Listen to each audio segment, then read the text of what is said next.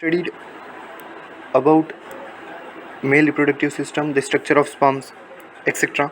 Now we will start gametogenesis. Before studying further, introducing gametogenesis.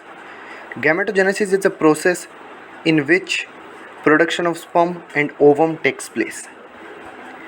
The production of sperms is known as spermatogenesis, and the production of ovum or egg cell female gamete is known as oogenesis. I have explained two type of gametogenesis, spermatogenesis and oogenesis. Spermatogenesis में male gamete sperms बनते हैं और oogenesis में female gamete ovum या egg cell बनते हैं।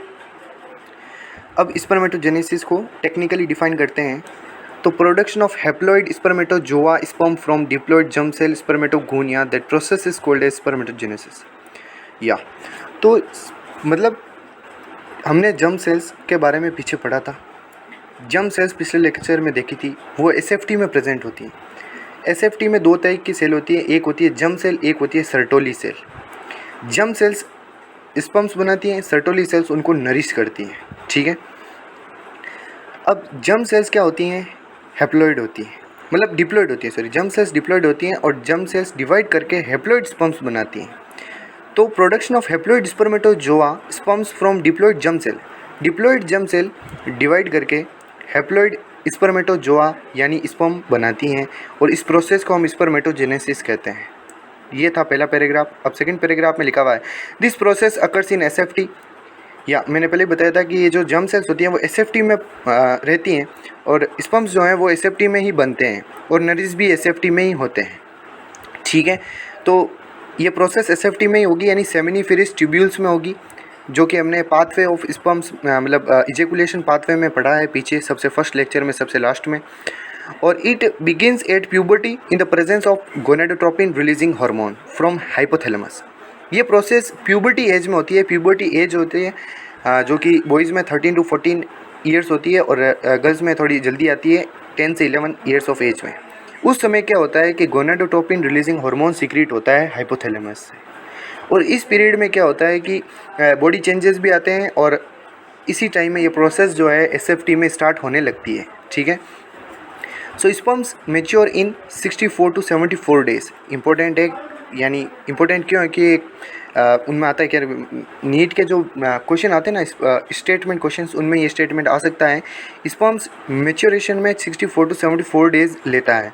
Next, vitamin A और ई की ज़रूरत होती है गैमेटोजेनेसिस में। स्पर्म प्रोडक्शन में विटामिन ए मतलब स्पर्म प्रोडक्शन नहीं, ओवम प्रोडक्शन में भी विटामिन ए और ई की बहुत ज़्यादा ज़रूरत होती है। कुल मिला के गैमेटोजेनेसिस प्रोसेस में विटामिन ए और ई की ज़रूरत होती है। अब हम बात करेंगे स्पर्म प्रोडक्शन की। स्पर्म बनते कैसे हैं? हाँ, हमें पता है जर्म सेल से बनते हैं, पर बनते कैसे हैं? कितने माइटोसिस होते हैं, कितने मियोसिस होते हैं? तो एक माइटोसिस और 2 मियोसिस होते हैं, ये ध्यान रखना। सबसे पहले 2n होता है। सब इनमें मेनली बात करें तो 4 स्टेजेस होती हैं। First is multiplication step, second one is growth phase, third one is maturation and the fourth one is differentiation. अब इनके अलग अलग स्टेप्स हम नीचे पढ़ेंगे, लेकिन मैं इनको एक शॉर्ट एक्सप्लेनेशन करूं तो आप देखेंगे 2n जो है वो जर्म सेल है सबसे ऊपर, स्पर्मेटोगोनिया जिसको कहा है। इसमें 46 क्रोमोसोम होते हैं। फिर इसमें क्या होगा, माइटोसिस होगा। माइटोसिस होने के बाद में 2 तरह की सेल्स आएंगी, एक ए टाइप होगा, एक बी टाइप होगा। जनरली क्या होता है, ए टाइप स्टेम सेल होती है और वो आगे डिवाइड नहीं करती है, और बी टाइप जो है वो आगे डिवाइड करता है और मेनली बी टाइप ही स्पर्म प्रोडक्शन करता है। तो ग्रोथ फिर क्या होता है, बी टाइप इंक्रीज होता है साइज़ में ग्रोथ फेज में और प्राइमरी स्पर्मेटोसाइट बनाता है। अब मैच्योरेशन फेज आ गया। मैच्योरेशन फेज में क्या होगा कि प्राइमरी स्पर्मेटोसाइट मियोसिस फर्स्ट करेगी और उसको एन में डिवाइड कर देगी, यानी हैप्लॉइड बना देगी। डिप्लॉइड था, अब हैप्लॉइड कहाँ पर बना, मैच्योरेशन फेज में। माइटोसिस तो हम जानते हैं कि माइटोसिस इक्वेशनल डिवीजन करता है और मियोसिस हाफ डिवीजन करता है। तो इसमें एन डिवाइड हो गया और इसको सेकेंडरी स्पर्मेटोसाइट कहेंगे, जो कि मैच्योरेशन फेज में हुआ। अब डिफरेंशिएशन फेज में क्या होगा, जो सेकेंडरी स्पर्मेटोसाइट है वो और मियोसिस से करेंगे। ये मैच्योरेशन फेज में होगा। ये जो है secondary spermatocyte meiosis maturation phase में करेगा और स्पर्मेटिड में कन्वर्ट हो जाएगा। फिर डिफरेंशिएशन प्रोसेस आएगी और इस दौरान क्या होगा, स्पर्मेटिड स्पर्मेटोजोआ में कन्वर्ट हो जाएगा। स्पर्मेटिड स्पर्मेटोजोआ में, ये कैसे, ये हम आगे पढ़ेंगे। और ये प्रोसेस जो है जिसमें स्पर्मेटिड स्पर्मेटोजोआ में कन्वर्ट हो रहा है, इस पर इसे स्पर्मायोजेनेसिस कहते हैं। प्लीज़ कंफ्यूज मत होना, स्पर्मेटोजेनेसिस और स्पर्मायोजेनेसिस दो अलग टर्म्स हो गई हैं। स्पर्मेटोजेनेसिस का मतलब तो हो गया प्रोडक्शन ऑफ स्पर्म और स्पर्मायोजेनेसिस का मतलब हो गया conversion of spermatid into spermatozoa. ये दो अलग टर्म्स हैं। आगे बात करते हैं। Spermatogenesis is divided into 4 phases. मैंने बताया था multiplication phase, growth phase, maturation phase और डिफरेंशिएशन फेज, 4 फेजेस में डिवाइड है। मैच्योरेशन फेज में क्या होगा, मदर सेल यानी germ cell undergo mitosis division करेगी और 2 स्पर्मेटोगोनिया बनाएगी, एक ए टाइप एक बी टाइप। मैंने बताया था, ये सब बता चुका हूँ मैं, अब इनका डिटेल एक्सप्लेनेशन है। ए टाइप जो है वो एक एज स्टेम सेल और जो स्टेम सेल की तरह एक्ट करेगा और डिवीजन नहीं करेगा, और बी टाइप जो है वो आगे डिवीजन करेगा और स्पर्मेटोजोआ बनाएगा, और इसे हम प्रीकर्सर ऑफ स्पर्मेटोजोआ यानी स्पर्म। ग्रोथ फेज में क्या होगा कि बी टाइप जो है वो स्पर्मेटोगोनियल सेल बढ़ेगी, साइज में इंक्रीज होंगी और वो प्राइमरी में स्पर्मेटोसाइट में कन्वर्ट हो जाएंगी। ये ग्रोथ फेज में होगा।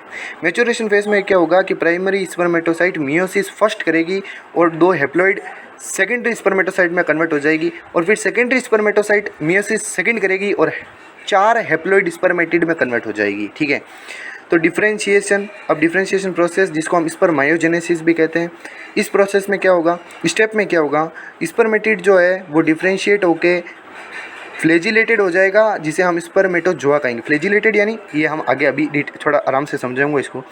That process is called spermiogenesis, यानी conversion of spermatid into spermatozoa, simply called as spermiogenesis और स्पर्मेटेलियोसिस। 2 नाम दिए इनको, स्पर्मायोजेनेसिस और स्पर्मेटेलियोसिस।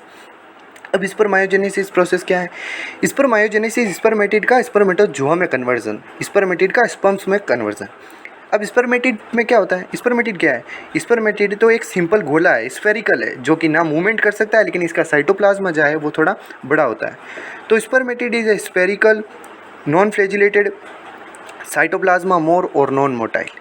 अब जब ये स्पर्मेटोजोआ में कन्वर्ट हो जाएगा स्पर्मायोजेनेसिस के प्रोसेस के बाद में, तब इसमें फ्लैजिला आ जाएगा, फ्लैजिलेटेड हो जाएगा, मूवमेंट भी शो करेगा क्योंकि अब इसमें फ्लैजिला है, और लेस और लाइट वेट होगा क्योंकि एक्रोसोम वगैरह वगैरह पार्टिकल्स इसमें बन चुके होंगे।